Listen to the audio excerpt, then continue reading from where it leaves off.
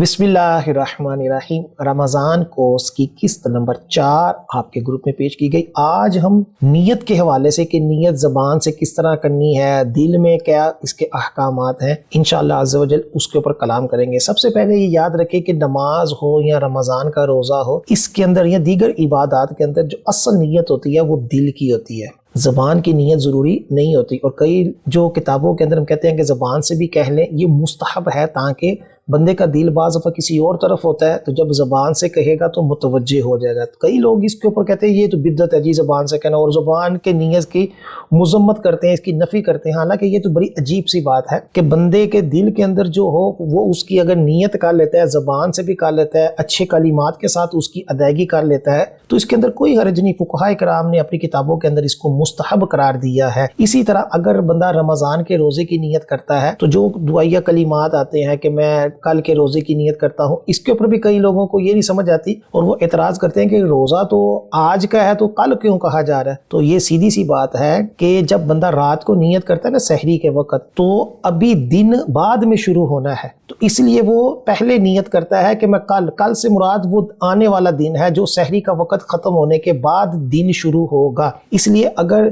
ये जो आपके सामने दुआ है कि नवैतु अन असूमा गदन लिल्लाहि तआला मिन फर्दी रमज़ान, कि मैंने नियत की अल्लाह अज़्ज़ व जल के लिए इस रमज़ान का फ़र्ज रोज़ा कल रखूंगा। इसी तरह दिन में नियत करें तो यूं कहे नवैतु अन असूमा हाज़ल यौमी लिल्लाहि तआला मिन फर्दी रमज़ान, कि मैंने नियत की कि आज के दिन अल्लाह अज़्ज़ व जल के लिए इस रमज़ान के इस दिन का फ़र्ज रोज़ा रखूंगा। इसी तरह अगर यूं नियत की कि कल कहीं दावत हुई तो रोज़ा नहीं, और अगर दावत ना हुई तो रोज़ा है, तो इस तरह नियत सही ना होगी और ना ही रोज़ा, क्योंकि ये तो शक वाला है। तो रोज़े के अंदर शक नहीं होना चाहिए, कन्फर्म होना चाहिए कि मैं रोज़ादार हूँ या नहीं। इसी तरह गुरूब आफ्ताब के बाद से लेकर रात के किसी भी वक्त नियत की, फिर उसके बाद रात ही में खा पी लिया तो नियत ना टूटी, वही पहली काफ़ी है, फिर से नियत करना ज़रूरी नहीं। यानी अगर कल आनी है और मगरिब उससे पहले रात को आती है, उसके बाद पूरी रात में आपने नियत कर ली कि कल मैंने रोज़ा रखना है, मैंने रोज़े की नियत की।